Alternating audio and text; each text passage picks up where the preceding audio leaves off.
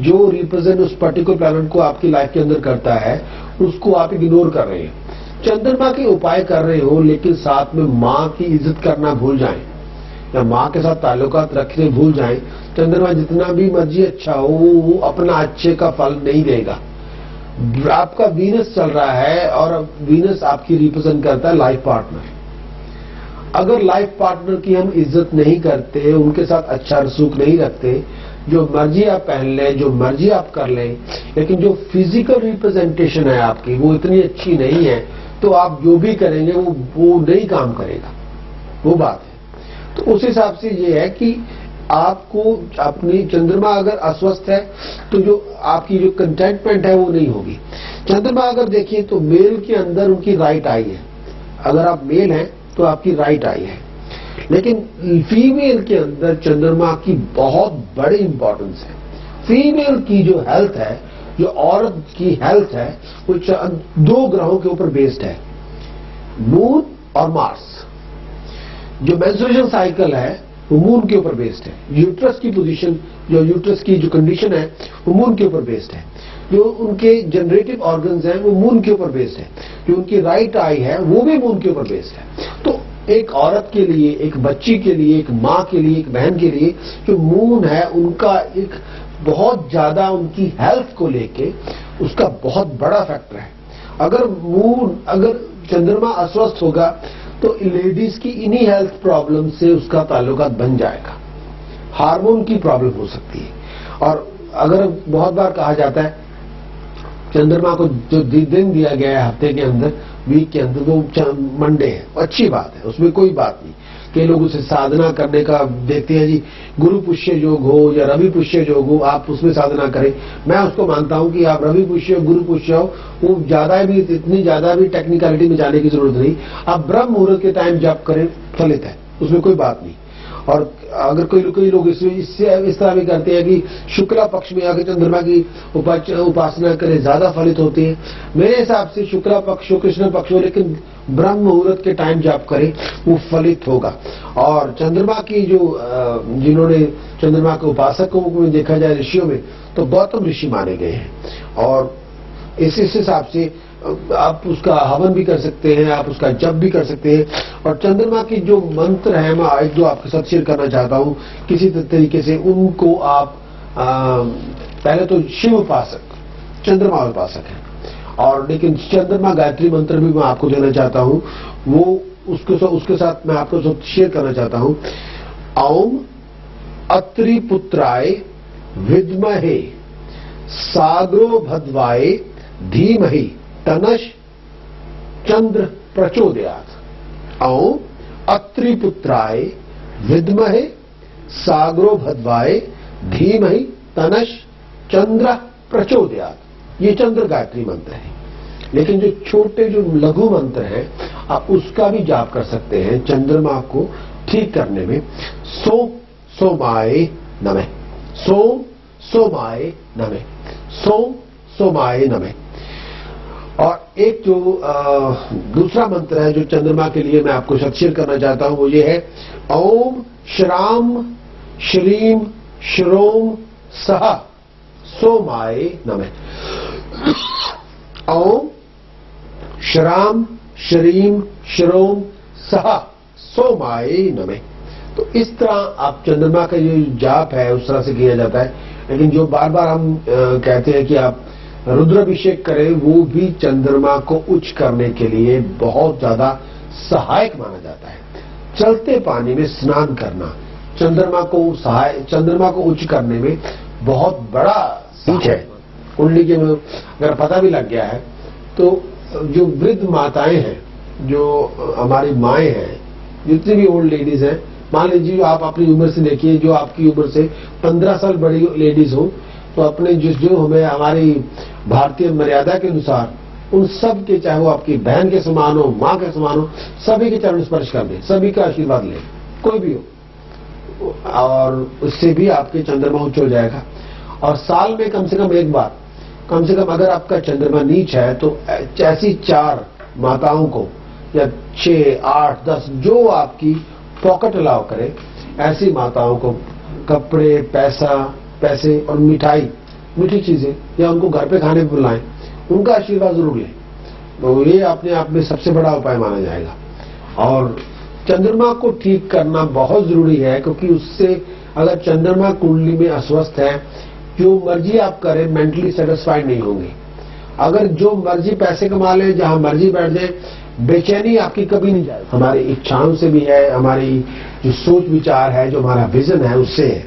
चंद्रमा आप अपने आप में, जब चंद्रमा के साथ दो ग्रह ऐसे हैं जो मिलेंगे, राहु और केतु।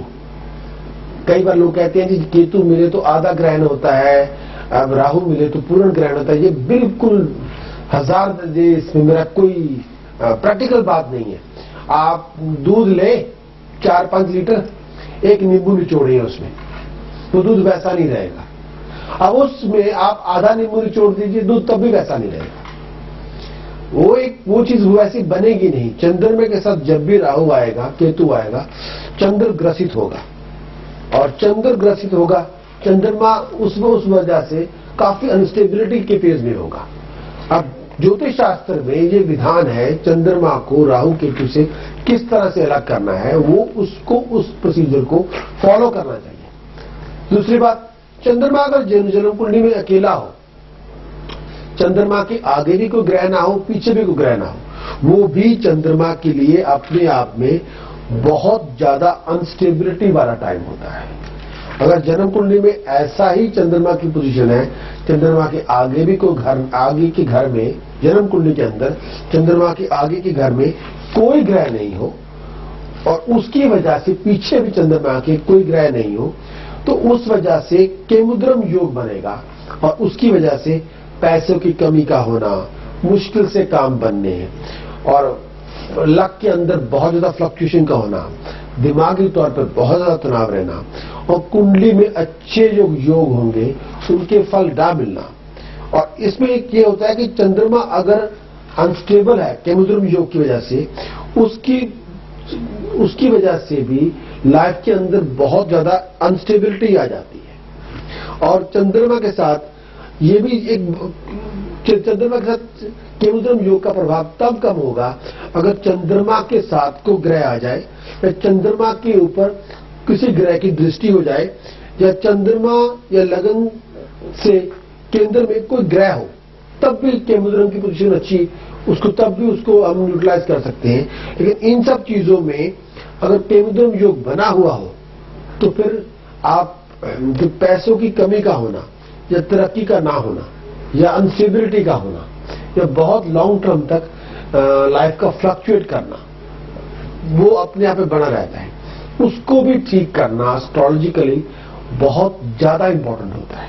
आप कुछ भी करें, कई बार हम कुंडलियां जहां देखते रहते हैं, उसमें ये अगर चंद्रमा की पोजीशन अच्छी नहीं है, doesn't matter what is your profession is, आप क्या काम कर रहे हैं, लेकिन जो होती है पर्सनल सुकून, पर्सनल कंफर्ट या पर्सनल हैप्पीनेस, उसमें बहुत ज्यादा लोगों में कमी होती है। बाकी चीजें ठीक होती हैं, लेकिन जब बेचैनी बहुत होगी, जब पर्सनल बंद नहीं करना, तो मंत्र तो जाप करना दे देना है, और तुम लिख लेना है, ओम हरिम शरीम कलिम, ओम हरिम शरीम कलिम,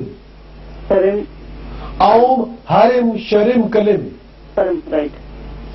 सर्व पूज्य,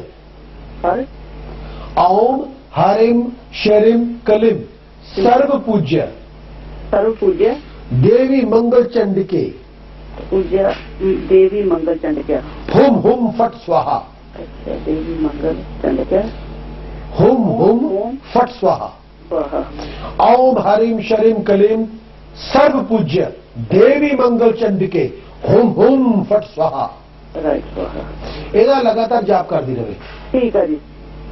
और यह कि कोशिश की जाए जो भी मौका मिले मंगलवार वाले दिन मंगल चंडिके की पूजा करवानी है। ठीक है जी, मंगलवार दिन ठीक है, मैं करवा दूंगी। आए घट तो घट शादी तो पहला 2 बारी करवाई जाए, कर सकते हो 8 बारी करवाई जाए, तो ठीक है जी।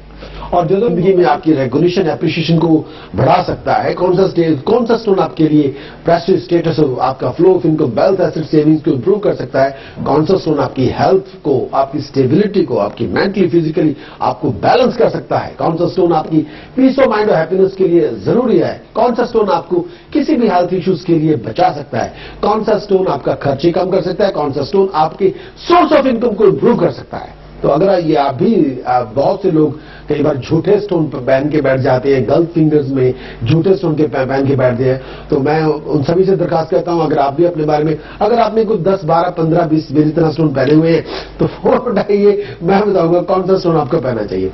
और बार बार ये कई बार आप घर लेना चाहते हैं, घर की डायरेक्शन बहुत ही इंपॉर्टेंट होती है, घर का दरवाजा किस डायरेक्शन में हो ये बहुत इंपॉर्टेंट होता है। और घर के अंदर जो इंटरनल स्ट्रक्चर है, खास तौर पे 2 ऐसे पॉइंट्स होते हैं, जो फायर है घर में, जो चूल्हा है, कुकर है, गैस फायर या जो आपकी जो फायर प्लेस है घर के अंदर जहां पे खाना पकाएंगे वो किस जगह पे है, और वाटर सोर्स घर की जो वाटर टैप है वो किस जगह पे है, इन दोनों का बैलेंस होना बहुत जरूरी है।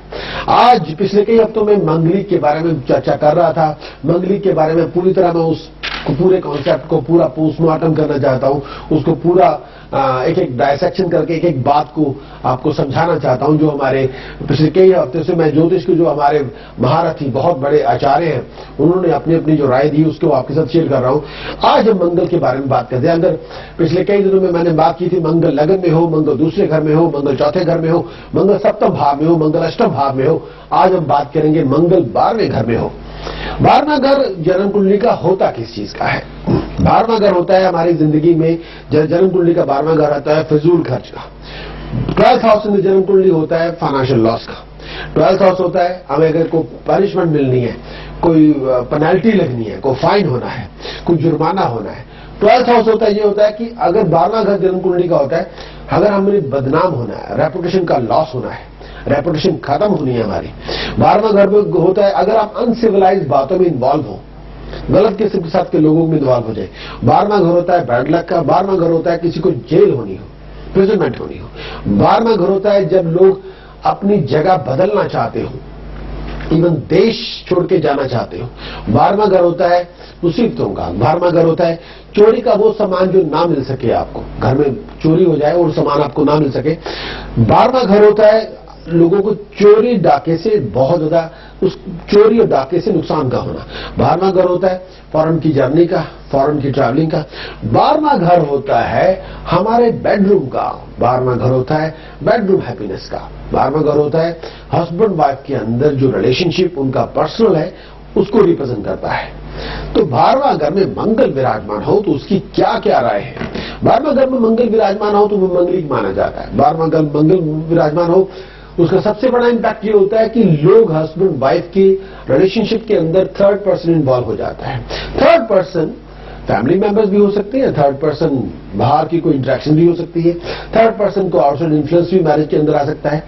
थर्ड पर्सन की वजह से मैरिज के अंदर दरार भी पैदा हो सकती है।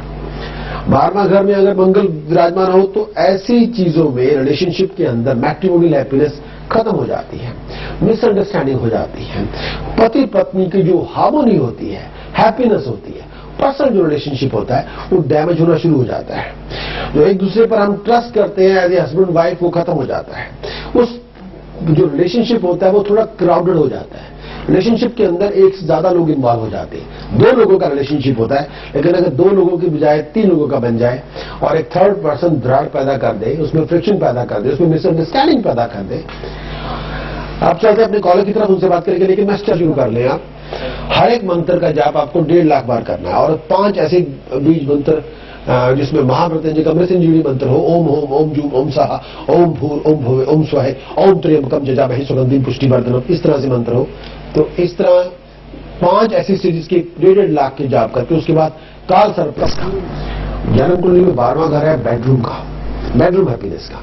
अगर हमने शादी करवाई है तो उसका मतलब यह है कि हमारी जो पर्सनल लाइफ है वो भी खुशगवार होनी चाहिए। शादी करवाने का ये मतलब नहीं कि हमने शादी करवा ली है फिर भाई बहनों की तरह रहना शुरू कर दें, वो बात तो हो नहीं सकती। अगर जिनके साथ शादी, मैट्रिमोनियल हैप्पीनेस बहुत जरूरी है, हार्मोनी बहुत जरूरी है, एक की मोस्ट इंपॉर्टेंट फैक्टर है। मंगल अगर 12वें घर में आ करना होता है थोड़ा स्ट्रगल होता है, लेकिन उसको मैं भूला नहीं हूं, क्योंकि मैं उसको जारी रखूंगा। अब हम जा रहे हैं ब्रेक की तरफ, लाइन में आ रहे हैं, तो मैं मंगलिक के बारे में बात करूंगा।